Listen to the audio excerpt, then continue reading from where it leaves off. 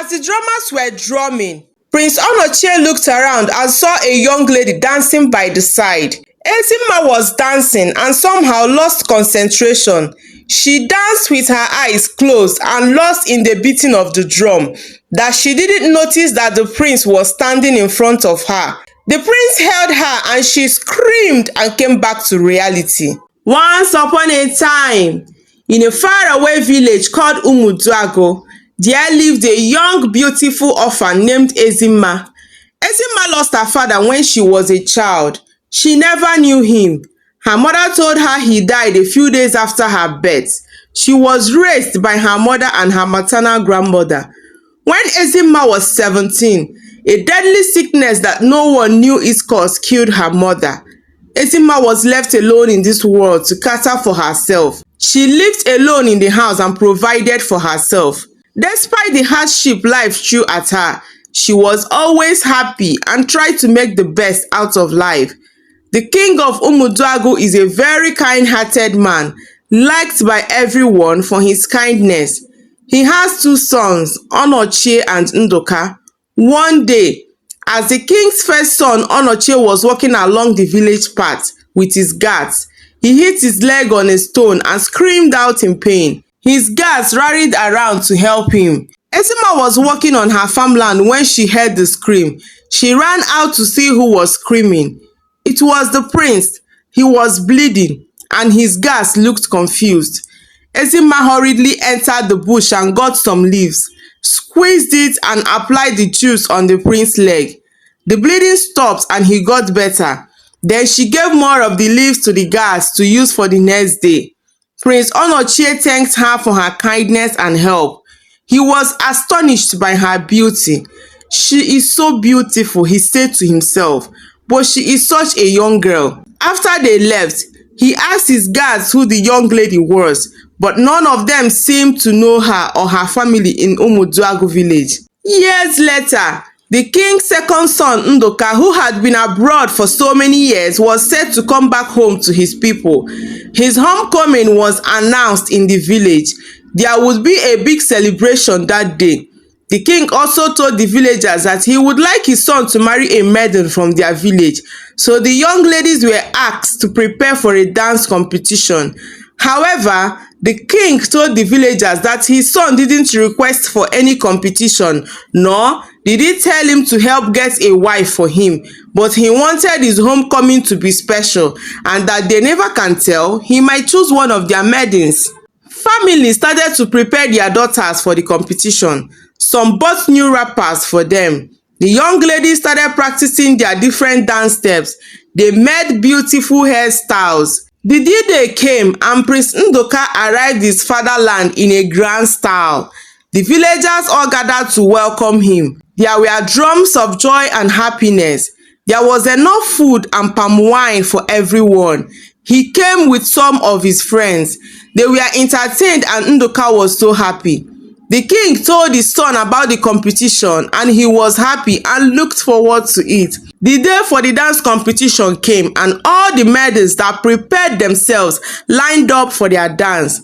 The dancing began and they all danced with so much joy and happiness.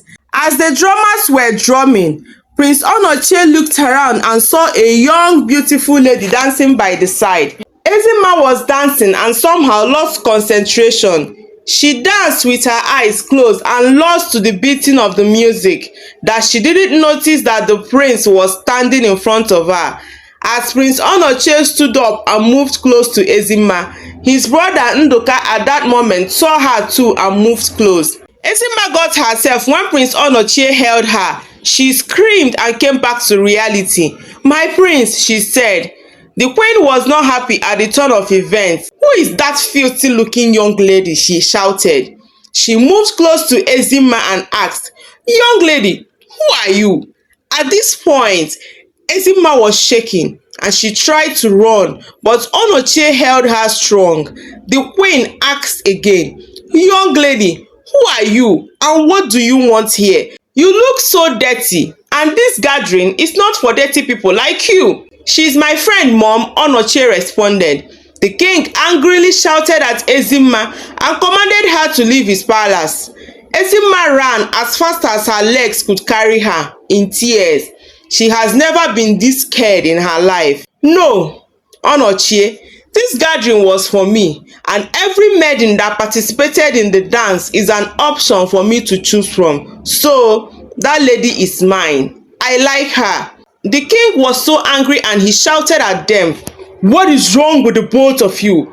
Who is that girl and what is so special about her?" Onoche looked at his brother and told him that the young lady did not participate in the competition, so he is free to choose her. Ezimma's friend Uloma followed her and consoled her.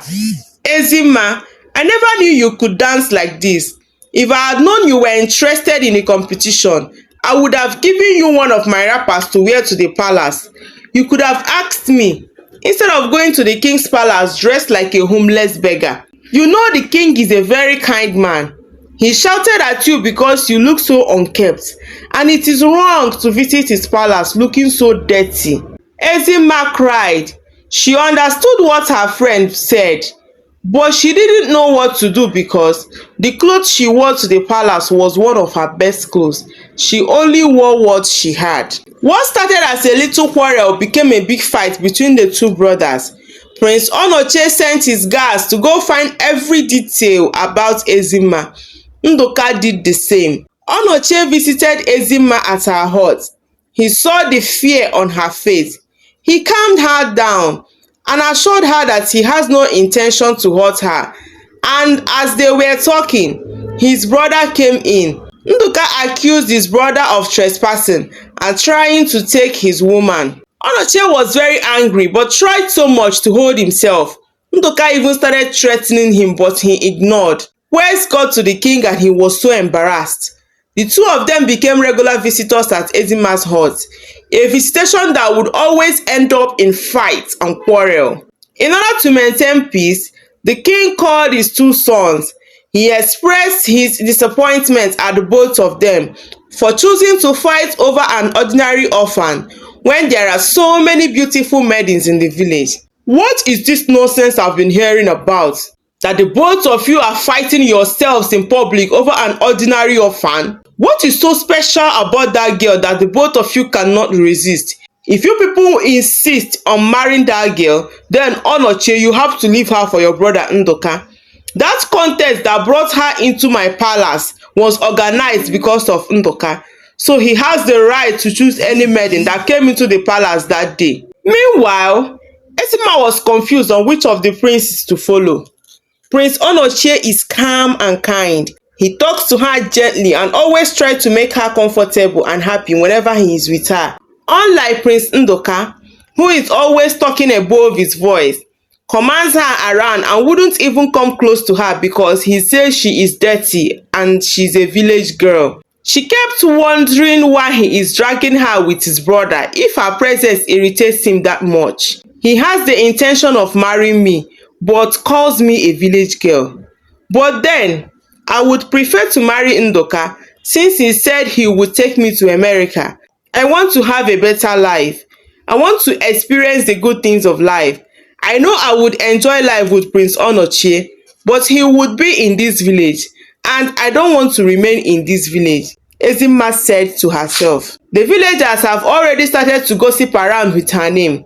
Some called her evil.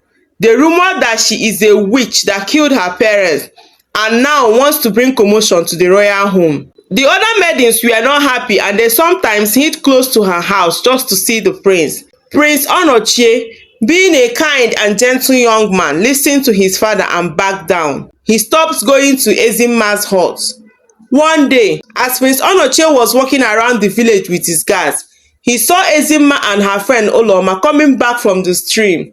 He stopped and they exchanged pleasantries. As they were talking, Prince Ndoka and his guard came from nowhere, and immediately Ndoka attacked his brother. It was a horrible sight to behold as the two brothers fought themselves. Words got to the palace and the queen was so angry. Ezimma ran home with so much pain and fear. As she sat in her room crying, she heard a knock on the door and it was the queen. Ezimma was scared and shocked to see the queen. Young girl, what is so special about you that my two sons, the prince of this great kingdom, have to fight themselves in public because of you? The queen shouted at her. Ezimma shivered. Now listen and listen good, young lady. I want you to be out of this village first thing tomorrow morning. I don't care where you go to. I don't want to ever set my eyes on you again in this village. Do you hear me? The queen threw some money at her and angrily left. That night, Ezimma cried. She went to her mother's grave and cried to her for help. Mommy, you promised me that you will forever watch over me. You told me that one day I would dine with the high and mighty. Mommy, please help me. A dance that was supposed to bring me joy and happiness is now a curse to me. Where do I go from here? I don't know anyone. Here is the only home I've ever known. Who do I run to? Please help me, Ezimma cried, as she kept on scattering the sand on her mother's grave. Ezimma slept and didn't know when it was daybreak. Her friend Oloma, after hearing about the queen's visit to her hut, was the first person to knock on her door in the morning. Ezimma jumped up from her bed and quickly carried the bag she packed the previous night to leave the village. As she stepped out from her house, Oloma saw her and ran away screaming. She ran, then came back with so much fear and asked, Ezimma, what happened to you? Who did this to you? You look terrible. Ezimma didn't understand what Oloma was talking about, and she didn't have a mirror. Some of the villagers around started coming close to see what Oloma was screaming about. People were scared. They ran away. They said Ezimma had contracted the same strange sickness that killed her mother. Ezimma has black dots all over her body, with some parts of her face and leg decayed. Some people went to the palace and informed the royal household. Prince Nduka ran to her hut and couldn't even look at her. He felt disgusted, and as he was leaving, Ezimma cried and begged him not to abandon her. But he warned her seriously never to call his name, that whatever they had was over. The queen felt better that finally her sons would look for a maiden befitting their status and not one sick, orphan, hungry girl. Prince Onoche didn't want to go to Ezimma's hut. He was determined to keep his promise, but he had to go because he cared. He visited Ezimma and was speechless. He felt pity for her, but there was nothing he could do to help her. Ezimma never believed that he would visit because it's been a very long time he came to her hut. The village healer visited Ezimma and gave her some medication.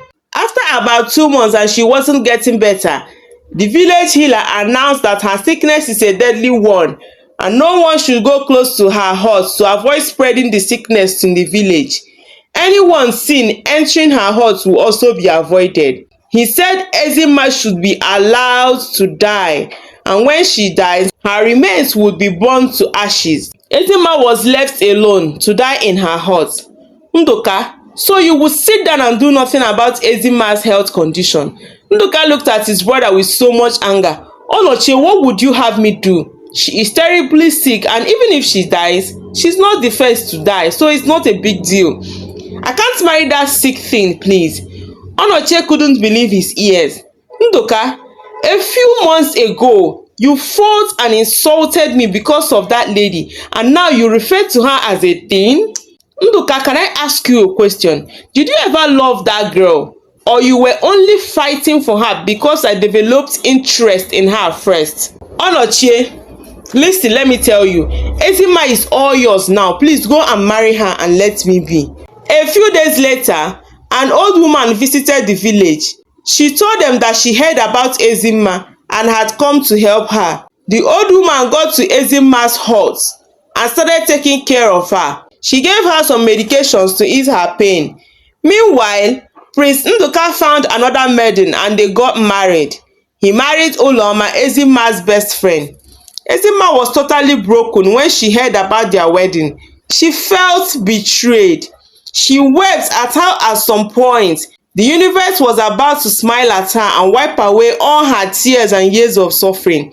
And just before she knew it, everything vanished. The two men fighting for her abandoned her when she needed them the most. Her only friend Uzoma now married the man that had wanted to marry her. Thank God for this old woman that heard her story and came to help her. Prince Onochie also found himself a beautiful maiden and was set to get married. He had found a beautiful lady from their neighboring village. The lady is so beautiful and everyone adored her. On the day of their traditional wedding, the villagers all gathered at the king's palace for the big occasion.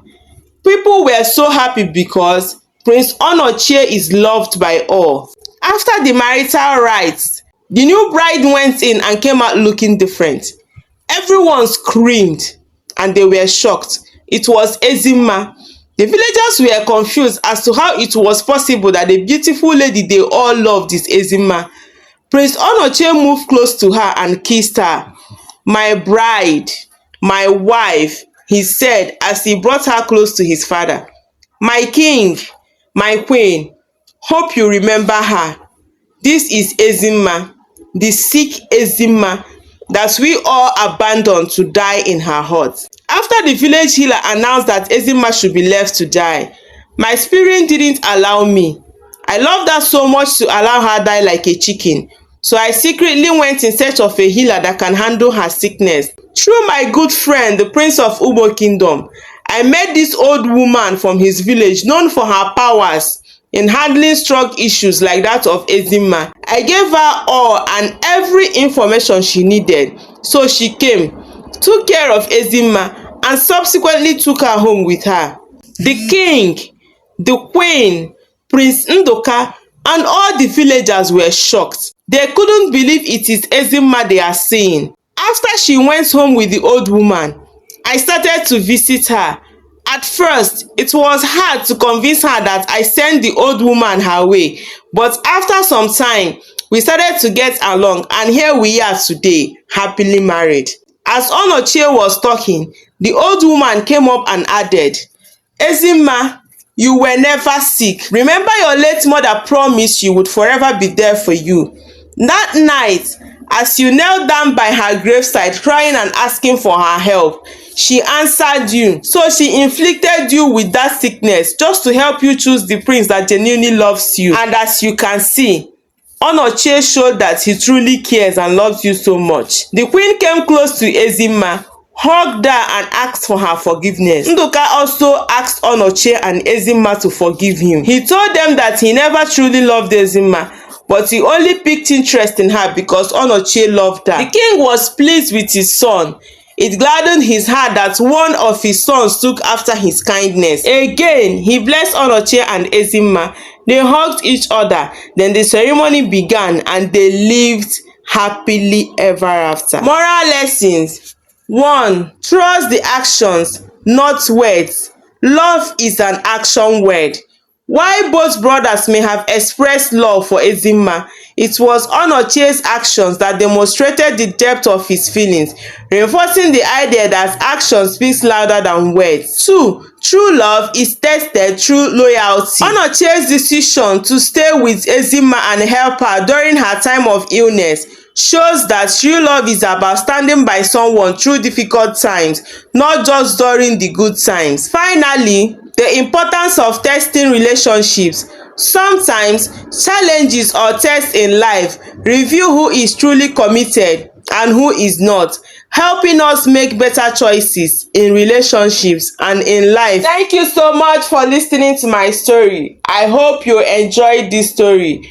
If you're coming across my channel for the first time, please subscribe to my channel to support my growth.